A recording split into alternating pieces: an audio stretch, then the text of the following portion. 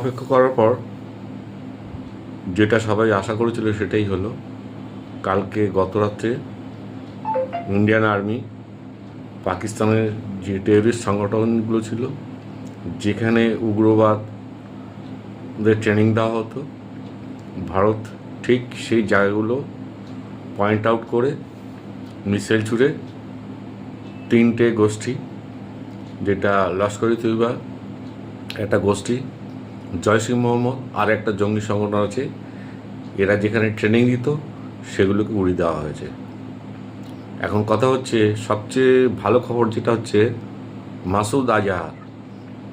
মাসুদ আজহারের ফ্যামিলির 14 জন লোক মারা গেছে। তার মধ্যে ওর স্ত্রী ছিল, 5টা বাচ্চা ছিল, আর ওর সব আত্মীয় স্বজন ছিল।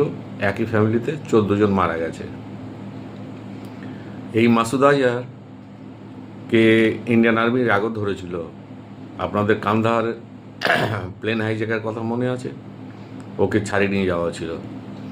আর এই মাসুদ আজহারই প্রচুর লোককে মেরেছিল। আর আজকে মাসুদ আজহার কান্নাকাটি করছে যে আমি কেন মরলাম না। এই হচ্ছে পরিণতি। আল্লাহ মনে এটাই চেয়েছিল মাসুদ আজহারের জন্য। মাসুদ আজহার বেঁচে আছে, বাকি সবাই মারা গেছে। এখন কথা হচ্ছে, পাকিস্তান কি করবে? পাকিস্তান ইন্ডিয়ার কোথায় অ্যাটাক করবে? পাকিস্তান কি চেষ্টা করবে মিলিটারি এস্টাবলিশমেন্ট অ্যাটাক করতে? যদি পাকিস্তান এই ভুলটা করে, তাহলে পাকিস্তানের কপালে দুঃখ আছে। ভারত কিন্তু কোনো পাকিস্তানের মিলিটারি এস্টাবলিশমেন্টে অ্যাটাক করেনি, সাধারণ লোককে মারেনি।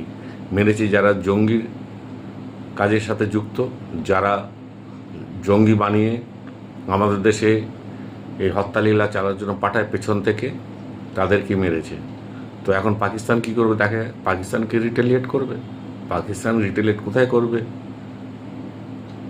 তার তো যুক্তি দিতে হবে। পাকিস্তান যদি এখন ভারতের মিলিটারি এস্টাবলিশমেন্ট অ্যাটাক করে, তাহলে পাকিস্তানের কপালে দুঃখ আছে।